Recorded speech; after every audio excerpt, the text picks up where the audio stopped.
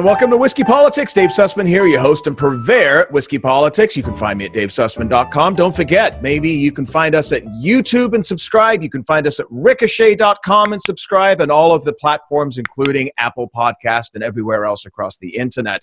You know this guy. I know you're excited about hearing our interview today. You know him from the airwaves as Bo Snerdly, the senior producer for Rush Limbaugh's daily talk show, heard by an audience of 14 million people. That's more than double all three cable news networks combined.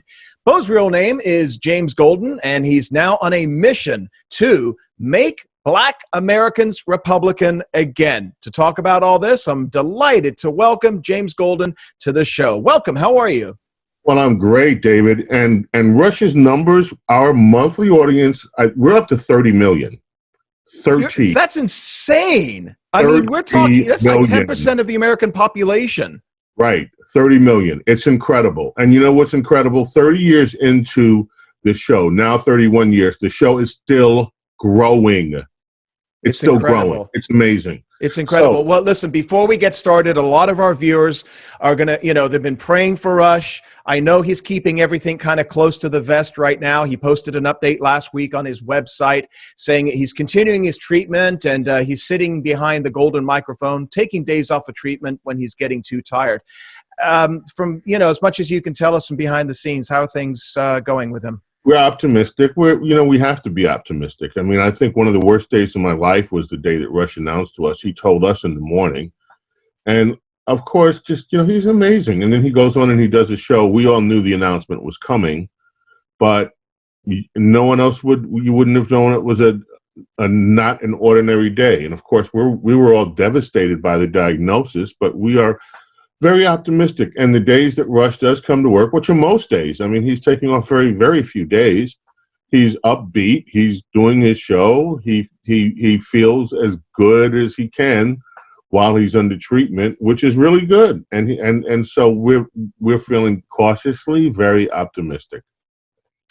James, I know you've been with Rush for, well, if you include the TV show, you're going back almost 30 years now. I know you've been on the radio for 20 years practically, right? I was listening to him in the early 90s. I watched his TV show.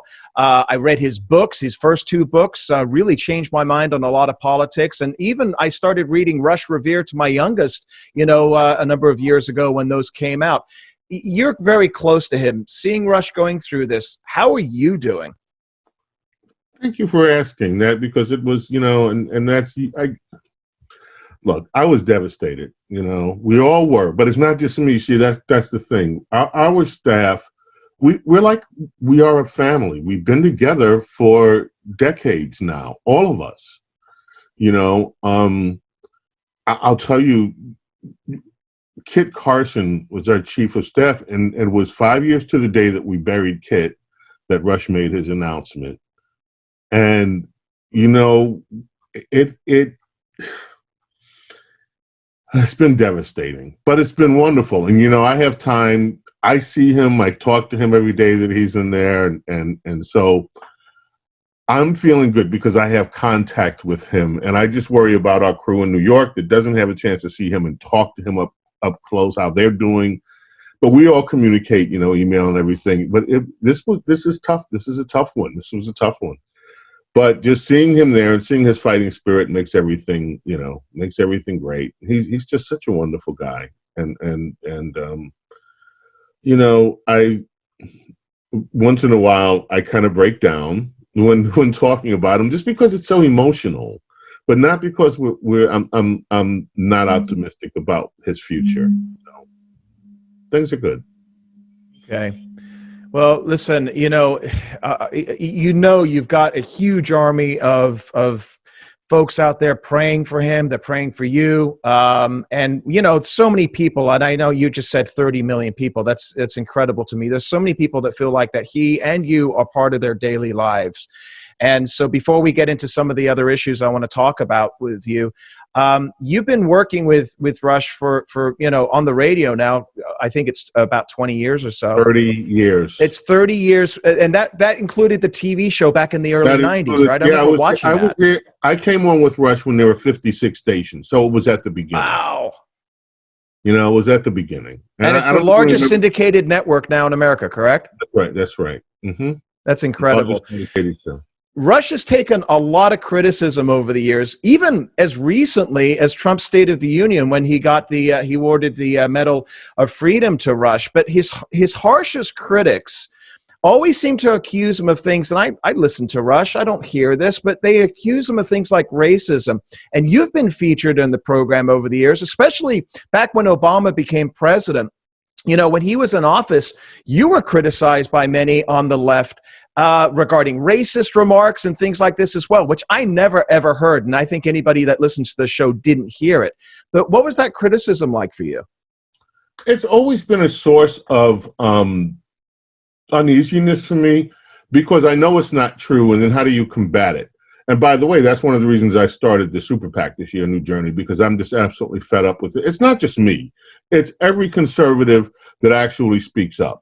So even as recently as a few weeks ago, I had people on Twitter, when he got the medal, hammering me about this and that. And so I asked for specifics. And then what they come up with was, oh, he played Barack the Magic Negro.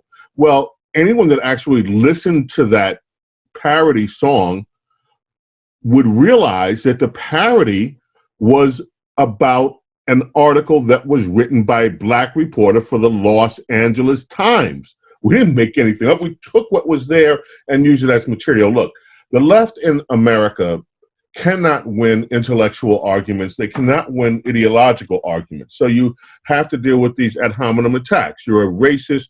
You're a bigot. If you don't believe what they believe on matters of gender, then somehow you are a bigot. If you are asked to betray your beliefs, whether they're your spiritual beliefs, your religious beliefs, in order to satisfy this constantly moving goalpost that the left puts up of their values. Now, I think it's okay for them to think what they think, even though I do not agree with what they think in very many cases.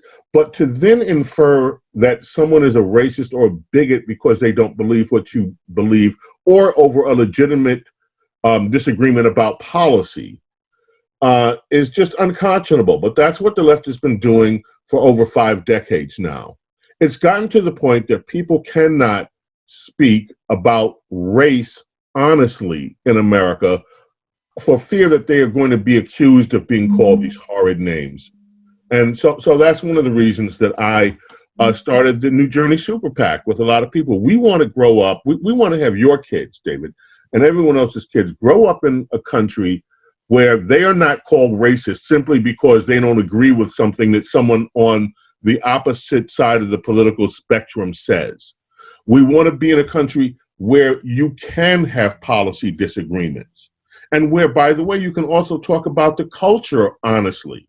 Look at what has happened to the culture in many Black communities in the last 50 years, where you have these, you have these movements like Black Lives Matter, yet we're not allowed, without being called racist, to talk about the millions of Black children that have been killed in the womb. We're not allowed to discuss the horrific, disproportionate amount of homicides that occur in Black communities that affect Black males. They are the #1 homicide victims in the country, and their deaths are brought about by other Black males. There's something wrong in the culture, that this current culture, that needs to be addressed. You have cultural norms now that are almost unthinkable, where you have in music these ideas that it's okay to attack and kill law enforcement officers, where you have all sorts of sexual themed music aimed at children that are not even developed sexually yet. I mean, there are so many things that we have to address in order to bring the culture back to a common sense, a common sense place where our moral compass can again be what was traditionally American.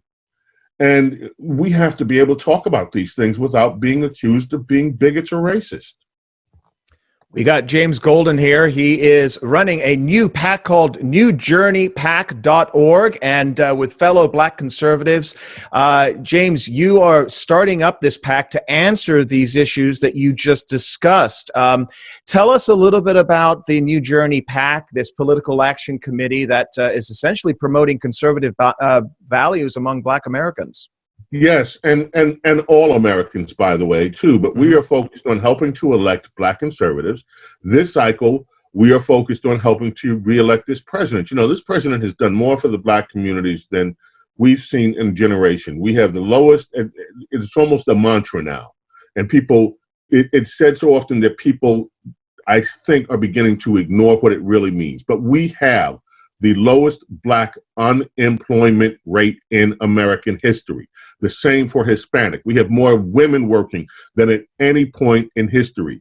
After hearing for years and years that we had stagnant wages, nothing we can do about it, and jobs shipped overseas, we have American jobs coming back here. We have the number of Black entrepreneurs that started their own business under the first term of this president.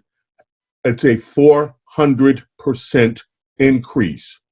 That means that people are now having more access to the American dream, more access to keeping the money that they earn. They have jobs. Now, I'm not going to sugarcoat this. In many Black communities, there are still people that have to work 2, sometimes 3 jobs to make ends meet for their families. But guess what? They're able to find those jobs. They're not relying on food stamps like they had to during the Obama years. They're not being told that this is the new normal and get used to it.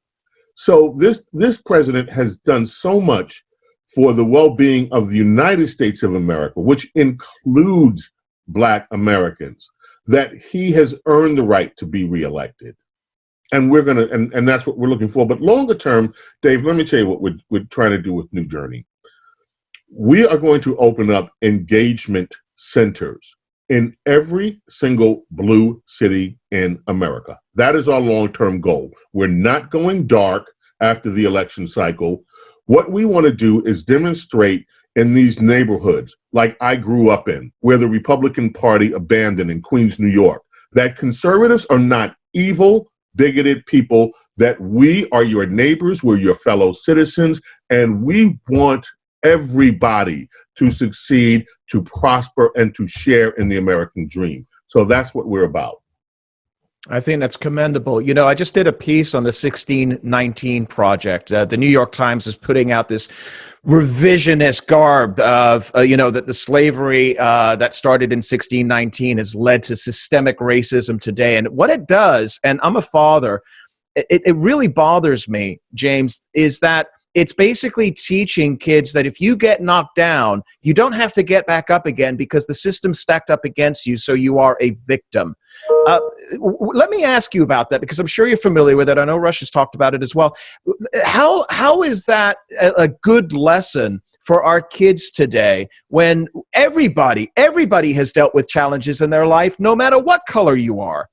Okay, let me just say this about that, okay? I do not like revisionist history. I'm a student of American history.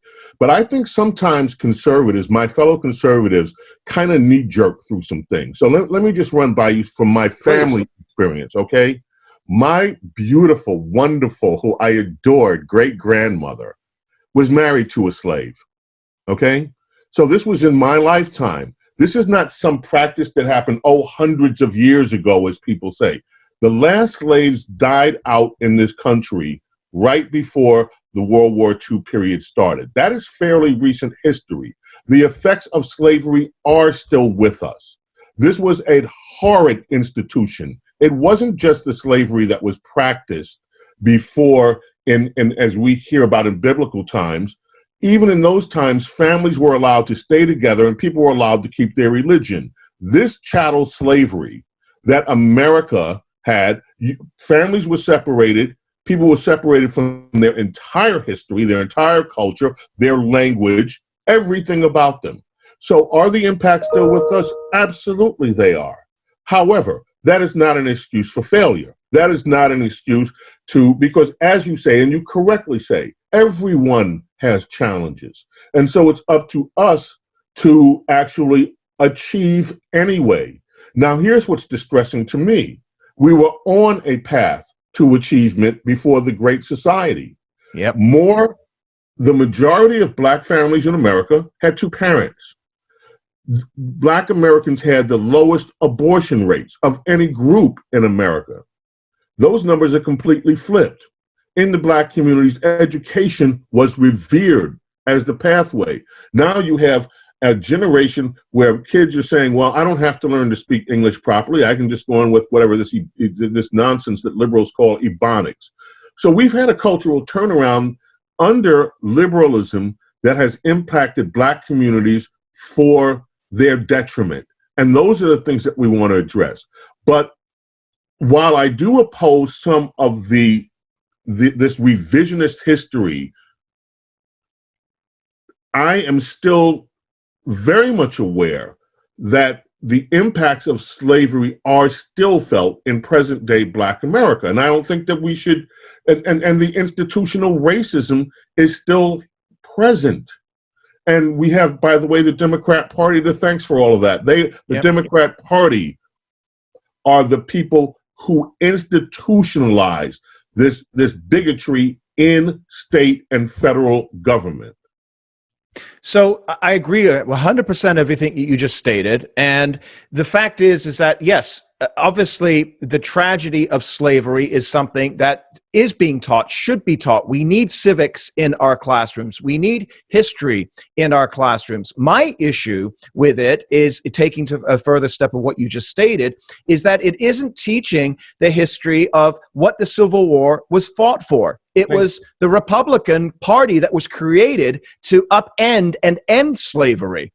And so when you have that, Abraham Lincoln, and then you have 100 years later, Martin Luther King standing on the steps of his memorial, talking about the same values that the Republicans had. And then you have an LBJ, a Democrat, who ostensibly created an entitlement culture that led to generational welfare, which you just correctly stated, James, has only led to the devaluation of humanity in the inner city.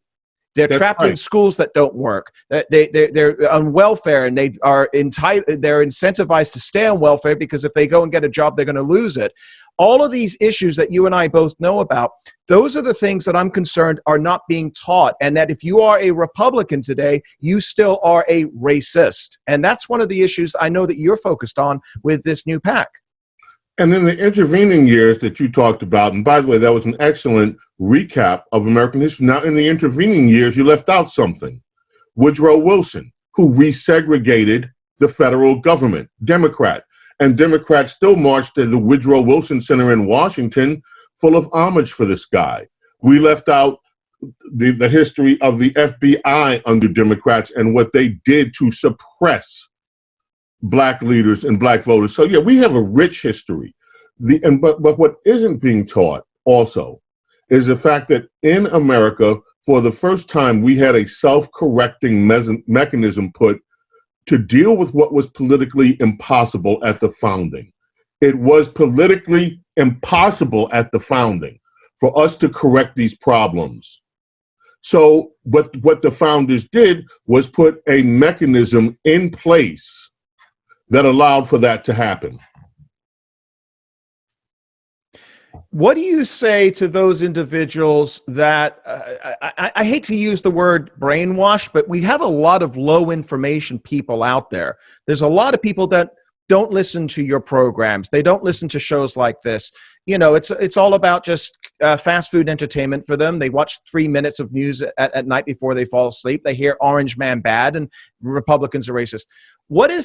How do we have that discussion? Because as you stated just a few minutes ago, that when you enter into that discussion, they call you a racist, the discussion's over. I mean, what do you say to that?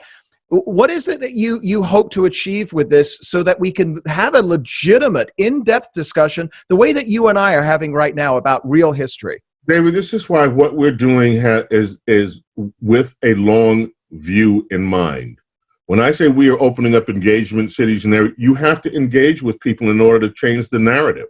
You can't do it by coming in every 4 years and saying, oh, guess what? Here's some pizza. Would you mind voting for us? We're really not the racist bigots you think we are. And then you go away, and then you're never seen again for the next 4 years. It's not going to work. You have to prove who you are. And then you can have discussions with people. If people know that you're working for their best interest and helping them achieve their objectives, then they're more inclined to listen to you and view you as a good neighbor and have those kind of discussions. So we're in for the long haul in this. But look at what is happening. This is what also gives me encouragement. Right now, there are, I think, the way I count it, 4 generations of Black conservatives. You have the guys that we call the 3 wise men, Thomas Sowell, Dr. Walter Williams, Shelby Steele, who for years carried these banners kind of alone out there and gave an intellectual underpinning to Black conservatives. And you have guys in my generation. The CEO of New Journey PAC, NewJourneyPAC.org, is Autry Pruitt. Now, Autry is a guy who came from a real estate business background. He did what you did, started an online broadcast. His went from 0 to over 1 million people. He went out and campaigned for President Trump in the 2016 cycle on his own dime. He had to pull his kids out of school because they got death threats in liberal Austin, Texas. He is a great businessman. He's a great forward thinker, and he's heading up the New Journey effort on the day-to-day level. And then you have the Candace Owens and her crew, who are encouraging a lot of younger Blacks to walk away and don't get indoctrinated in the first place. So what you're seeing is a movement. And this president has done more. You know, I realize that a lot of people, quote unquote, don't like him. And I hear all the rhetoric, but look at what the polls are saying. That now you've got almost 30% of Black Americans who approve of the job that this president is doing. It's not just one poll, it's 3 polls, including the Marist poll, which is fairly liberal, that are saying these numbers are out there. So if we can translate even half of those approval numbers into votes, this will mark a dramatic shift in the American politic. And by the way, Richard Nixon had about 30% of the Black vote. This was not uncommon, but we have had this deluge of just negativism about who Republicans are, and largely it has gone unanswered to now. The response has been, oh, we're not racist. But there's been, you know, I'm not here to criticize the Republican Party, and I don't want to criticize them, but I will say that I think that the so-called outreach that I have seen in previous election cycles has been disingenuous at best, ill thought out at worst. It just disingenuous how? Okay, you can't come in and just say, oh, okay, we're going to give $10 million and go out and do some outreach to Black. You never know where that money got sent or where it was. And by the way, it's so paltry in terms of what you actually need to move votes that it's just a token measure. I will tell you from now going in this PAC and having to go out here in that whole political world, some of the responses that I get from some of my fellow Republicans have just been, wowee.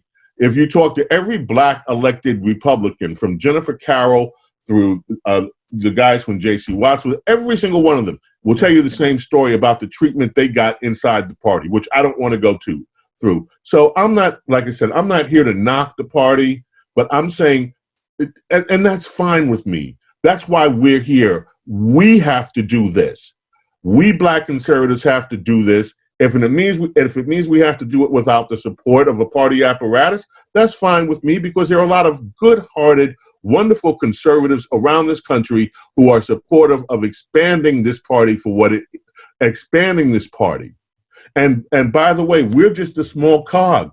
We had better address the fact that the demographics in America have changed, whether we like it or not, and they're not going back to the old demographics. Okay, we have a very large Hispanic population in the United States. If the Republican Party does not find a way to better engage the Hispanic community, you will not be the majority party in the future. If we don't find a way to bring more women into positions of leadership in this party, not just token leadership, but real leadership, we are not going to be the majority party going into the future. If we don't better engage with African Americans, And I'm not saying bring liberal black Americans into the Republican Party so that we don't have a conservative. No, I'm saying bring conservatives. Bring conservative Hispanic Americans, conservative African Americans, conservative women into prominence in this party with the rest of the now majority in this party. We will successfully beat back liberalism in this country. And those are the kind of goals that I'm about. You know, James, I had Larry Elder on the show a few times. We talked to Van Jones. I just had Burgess Owens on a couple of weeks ago. And they all told me exactly the same thing. And that is that if Democrats get less than 92% of the black vote, they do not win the presidency. That's right. 92%, James. So when you are talking about the polls that we're now seeing, and they're across the board, there's multiple polls now that you can't question them. Between 30 to 40% of black Americans are supporting the policies of this president. We talk about you talk about current Republicans.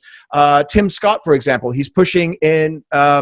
He's pushing the entitlement zones. He's pushing the entrepreneurships in inner cities and things like this. It looks as if what Donald Trump is doing is actually having an impact on the ground. As you correctly stated, those statistics for the lowest unemployment and increased wages and everything else that we're starting to see right now in the black communities is having a profound impact.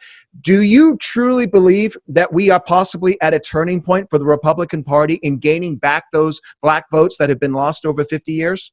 No, I don't think the Republican Party is. I think President Trump has. And I guarantee you that if President Trump, after President Trump's second term, if we do not build this movement that we're talking about and reinforce it, and the Republican Party goes back to its natural instincts, we will lose everything that we've gained. Look, the Republican establishment hates Donald Trump. Let's be really clear about that. They put the knives in his back as often as they could. I can name names. Please okay. Do. We had a Speaker of the House who stuck a knife in this president's back. Brian. We could have had a comprehensive immigration bill in the first term, build the wall. We could have defeated Obamacare like they promised. They would rather lose their majority in the House than actually support this president. That is what they showed us who they were. Their interests were in the big donors from the Chamber of Commerce and from other big donors who were not in line with the conservative viewpoint on matters like immigration, health care, and some of the other things that this president has advocated, including the tax cut. They stuck a knife in him. They could have protected this president from this coup attempt that came from within the Obama administration. They did not. They could have investigated and demanded a proper investigation into what we now know is the deep state and how Hillary Clinton was allowed to get away with what she got away with, which is clearly against the law, with this manipulation of classified data, erasing her server, which was illegal in the first place. We could go on and on. The Republican Congress sat on their ass and did absolutely nothing. They stuck a knife in this president's back whenever they could. So if President Trump is successful in his second term, but he leaves and we get the same kind of Republicans we had before President Trump, every single gain made under President Trump, including with minority voters, will be squandered because those Republicans do not care about those issues. They care about sustaining their own power, sustaining their own comfortable, cozy Washington relationships. They do not care about expanding this party, and they do not care about the life issue the way that this president cares about it or has demonstrated. Look what he has done with judicial nominations. Yeah, they didn't do that when they had all three branches of government. They did nothing to fix illegal immigration. They did nothing to actually address the health care concerns of the American people. This president is absolutely amazing. And the Republicans that stabbed him in the back can't wait until he's gone. Sorry, I get a little passionate about this. Yeah, no, that's why we're both here, because we both feel for this stuff, and I appreciate it, and I appreciate your intellectual honesty as well. I'm going to play a little contrarian with you, because I think in the first 2 years, you were absolutely 100% correct. They didn't push Obamacare through. They didn't get the policies done, and they were fighting this president. But it seems to me that as soon as they became the minority, as far as the House goes, it seems to me that we've now seen a new breed, and tell me if you disagree with me here on this, James, but whether it's the Matt Gaetzes or the Doug Collinses or, the rest of the folks that are out there that are focused 100% Nunes on supporting this president and beating back on the deep state. As soon as the impeachment thing started coming through, I thought that we started to get definitely a group that came together that were looking at this president and learning from him that, you know what, as a Republican, you can fight. Because for 40, 50 years before this, with the Bushes and the Romneys and everybody else, they never fought. They were the patricians that we can't lower ourselves to the discussion at that level.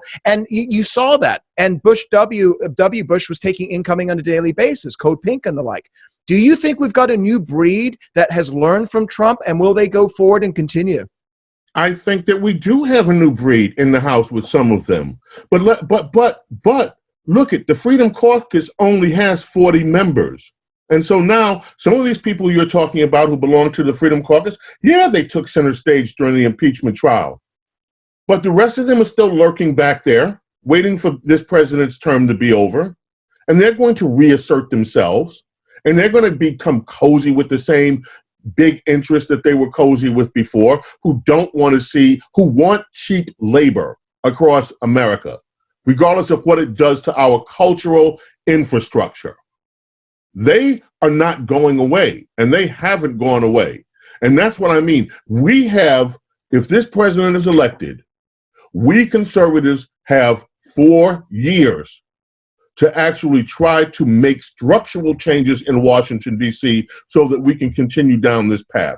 If we don't take advantage of that, this Republican Party will revert right back to what they were before.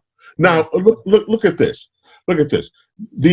This coup attempt was going on during the first 2 years of this administration. Republicans could have shut it down.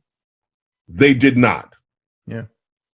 If these people regain power again, that did not shut down this coup attempt against this president, we're going to see the Republican Party go right back to what it was, which is a total disappointment to Republican voters. That's why this president has 90% approval ratings among the Republican base. He's the first one in our lifetimes since Ronald Reagan that actually is doing what he said he would do. Yeah. He's the first one that stands up and fights for us against liberalism. These guys, these squishes, these rhinos, the ones that are the so-called moderates, they have never done that. And if we do not solidify the advances that we've made under President Trump, this party is destined to failure. These next 4 or 5 years are going to be critical. And these next 4 to 5 years will tell the story if there will be a Republican Party in the second half of the 21st century. We've got James Golden with us. You can find him at newjourneypac.org. He is the man behind the golden microphone, Rush Limbaugh. You obviously all know him as Bo Snerdly. And we're talking about his new PAC because this is about the future of the country, well beyond Donald Trump. We're talking about generational change. And talking about change, we just went through Super Tuesday. And I don't know about you, but a week ago, everybody that I know, including myself, essentially said that Joe Biden is dead man walking, and it's going to be Bernie or maybe even Mike Bloomberg. After the last 36, 72 hours, maybe 3 days, how shocked are you? And how much of Joe Biden's just his incredible surge that he's had over the past 3 days, which has now put him in definitive front runner status, is based upon them deciding that, you know what, it's about electability and that Bernie Sanders just will not win as a socialist? Or is it more about Joe Biden?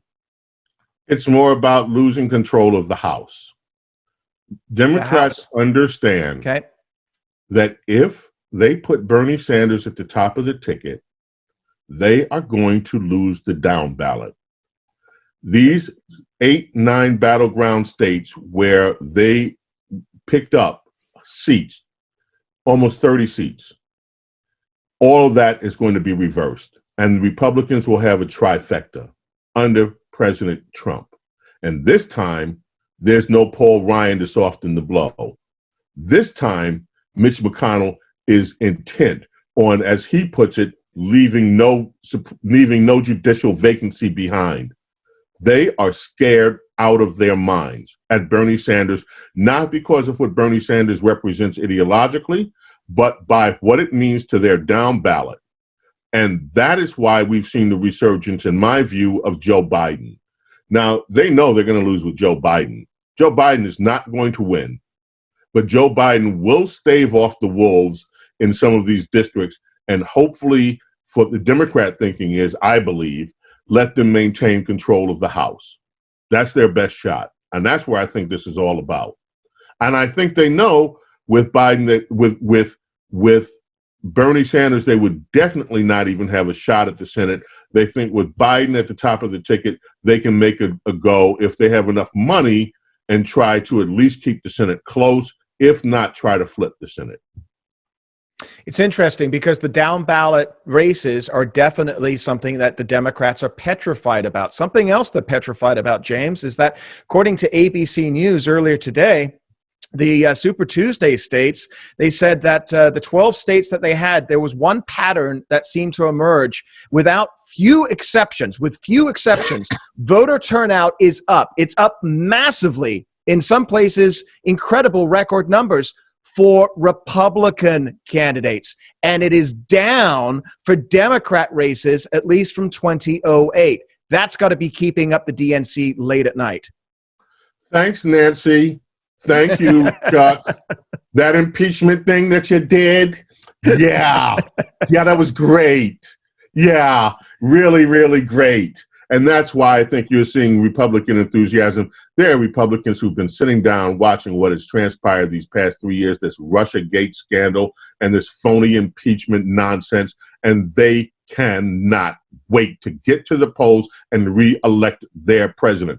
Meanwhile, you've got this socialist running. You've got this guy, Joe Biden. And look, I'm going to say this about Joe Biden. I may take some heat for it. I've been in D.C. several times, a lot. I've been in D.C. earlier in my life. I used to go up there fairly frequently. And I'd walk through the Capitol occasionally. And, no other senator would, you'd see them walking by, they just walk right by you like you're not even there. Every time I saw Joe Biden, he'd speak. He's a nice guy. He is not, poor guy, going to be president of the United States. He just doesn't have it. He's done. You can see it. He's barely hanging on. I hope that he makes it through this campaign season. Seriously, with the rigors of the campaign season, I hope he can make it through and still, be completely healthy, 100% healthy. He's not going to be president. So they've put themselves in a mess. They've, look at this. The Democrat Party bragged for I don't know how many months that they had the most diverse field of candidates in American political history. Well, they quickly got rid of the blacks. Then they got rid of the women, except for Elizabeth. And then they got rid of the gays. So, what are they stuck with? They're stuck with 2 old white guys, which they, their language, by the way, which they always accuse Republicans of being old white guys. Well, what are you guys stuck with now? You got Biden and you got Bernie. Donald Trump is the youngest candidate of the 3 that will be on the ballot. And who has the best track record for success? President Trump. So these guys have really put themselves in an amazing political corner. James, you've been doing this for 30 years, and I'm somewhat of a student of politics. I've been following politics as long as I was naturalized as a citizen in the United States. How is it that one of the two major parties in the United States of America could not put up a decent candidate out of 20 plus people that they got? The Democrats have been running on hate, and that's why they couldn't do it. The Democrats did not ever, since Donald Trump was elected, focus on a positive message of what they were going to do. The closest, by the way, that did that was Bernie Sanders, who's been telling everybody, I want, health care for everybody, and I want to spend this money and free school and free everything, and somehow or another we're going to tax the rich. He and Elizabeth, Bernie Light, were the only ones that were out there with actually enunciating policy. The rest of it was all Trump hate. And so red meat was what they gave their base, and that's why they got stuck. The red meat isn't effective anymore. They had their impeachment. Their impeachment was the culmination of the red meat. That was what was supposed to propel them to victory. And when it didn't, their entire party's deflated. Their whole electoral process, all the way through the primaries, was Trump bashing. Yeah. And so where are they? They're stuck now because they never cultivated anything else. I think that's a really interesting observation, because you're going to get more bees with honey than you are with salt, or whatever that term is, right? And so if you take a look at the two different parties, you've got one party that is just angry, and it's cancerous, that level of anger and the shrieking and they're making idiots out of themselves. And then you look at another side and you're seeing aspiration, you're seeing wanting to improve things, you're seeing people believing again. And, I was in high school and college during Reagan's time. This is the closest that I've seen to that whole Morning in America approach. And you're not seeing that from the left, are you? No, in fact, what you see from the left is everything they hate about America. If you listen to the left, we are a country that is just 100% consumed with poor people, and except for the very, very, very wealthy who have to be taxed in order to give money to all the rest of the teeming masses who are all poor. Yeah. Right? And everybody needs more food stamps, and no one can afford to pay for college, so the government has to pay for everybody's college. And then they have student loans, so they have to pay for the student loans. Nobody has health care, so we have to pay for all of that too. We are a destitute nation, according to Democrats. Nothing works. Everything needs the heavy hand of government to work. And meanwhile, President Trump is running on, hey, let's make this country great. Let's have better trade deals. Let's have more money for you to take home and spend as you choose, not as these guys want to choose on whatever program. So it is a remarkable contrast. And You're right. This is America rising under Trump versus hellish America under Democrats. Which is what you get with the new society. I mean, they just want to double, quadruple down. Take a look at our cities. And speaking about our cities, Gavin Newsom just declared a state of emergency in the state of California. Just breaking news as we're talking right now, because of the coronavirus. And if you take a look at San Francisco and Los Angeles, you can understand that a pandemic in that community right there, and you've got a nuclear explosion. Talk to me briefly here about your impressions. I've been saying for the past 3 or 4 months on this show and on my radio show that Trump is probably going to win re-election fairly easily, unless there is a black swan event, something that we don't expect that can impact the economy in some bad way. Is coronavirus it? I don't think so. Look, the numbers for the coronavirus already in China have leveled off and are now decreasing, which means in another month or two, it will be under control, one would hope. Mm-hmm. Now, we have so many more preventive measures in America. Will we see more cases? Yes. Will we see more deaths? Yes. Right now, the number of people, sadly, in that horrid event that happened in Nashville, we had more deaths in Nashville than we've had from the coronavirus. Chicago, I guarantee you, If you look at what happens this weekend in Chicago, Baltimore, Washington, D.C., Atlanta, Los Angeles, Detroit, the number of dead people from violence in these blue cities will far exceed what we have on the coronavirus. If you look at the number of people that will die from the flu over the next week or two, it will far exceed that of the coronavirus. So I am not trying to downplay the severity of what the coronavirus is, but in reality, it will not have the same sort of impact on our civilization as some of these other things. So in a number of months, hopefully, if this is contained properly, this will be a non-story. And the economy, with all this pent-up energy, is going to come roaring back even stronger than before. I don't think that anything that transpires, save some major horrid event that I can't even imagine, wouldn't wish for, would derail what's going to happen with this current election season. And I certainly hope that we as a country don't have to experience something like that. And I don't think this is it.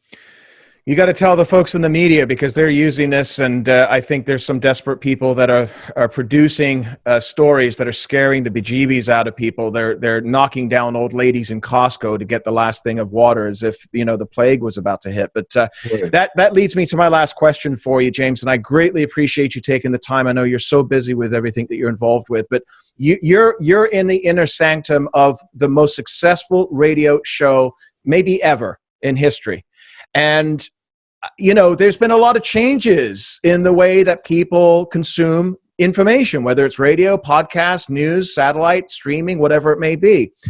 What do you see? And it's incredible that Rush is still today where he was as far as the numbers, and it's just continuing to grow.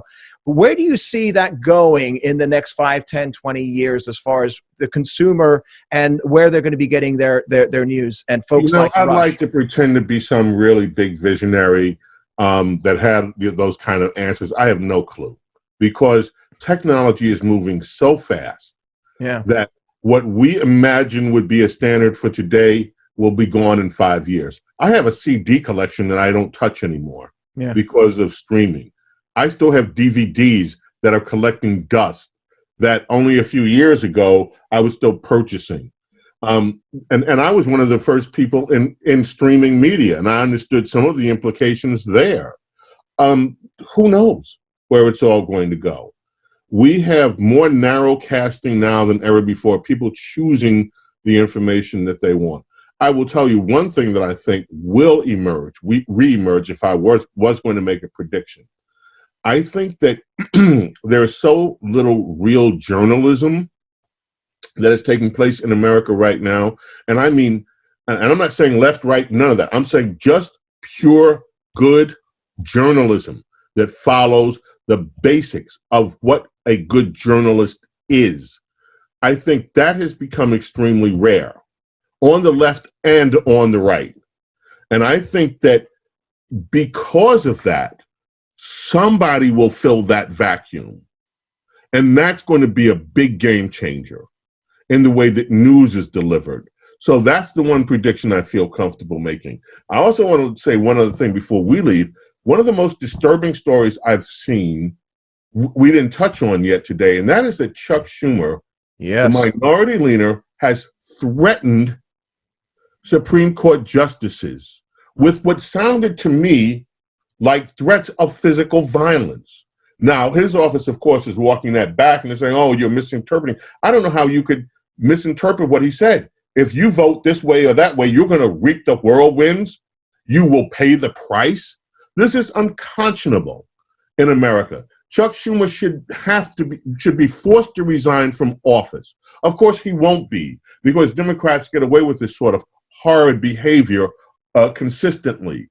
But to me, there's your big threat. More than the coronavirus, this is what threatens our republic more. When you can have officials like Chuck Schumer threatening members of the United States Supreme Court. David, you're doing remarkable work. This has been such a pleasure to be with you. And by the way, see, this kind of show that you're doing, this is really hip. This is awesome. So if I'm looking at where the future is going to go, it's going to be in kind of places like this. And you're going to, what you're doing is totally amazing. And you're going to find new ways to even do that more. So, yeah, that's where the future's going. Greatly appreciate that, James. And as somebody that has been there with EIB, I mean, everybody looks at you guys. Everybody looks at you guys as the pinnacle of broadcasting. And it isn't a 9-day wonder. It hasn't been for a year or 2 or 10. It's been for 3 decades plus. And it's an incredible thing to see from that standpoint because of all the different ways that we can consume information, but you guys are still on top. And by the way, real quickly on that, because as people are going to be hearing this at a later time, Justice Roberts essentially came out and slammed Chuck Schumer on that whole thing, slammed him. Which is, you never hear of anybody in the Supreme Court slamming any politician on anything. The Supreme Court, James, it's a co-equal branch of government. You don't do that as a senator. Exactly right. And that's why it's so egregious. That's why I said this is a threat to our republic, more so than the coronavirus. So I was glad to see that Justice Roberts did respond to that very quickly. Yeah. Tell everybody where they could find you and the New Journey PAC, please. Okay, New Journey PAC. Now, newjourneypac.org. Let me say that again. New Journey PAC. It's right below us. You can't see it right now, but it's there. Thank you. Now, there's also a shortcut to get to us, too, and pick up a cool hat. And it's called MAGA.black. MAGA.black. That's all you got to do. Not .black. Black's the extension. Black's the .com. That's right. MAGA.black. MAGA.black. Or newjourneypac.org. You're very kind.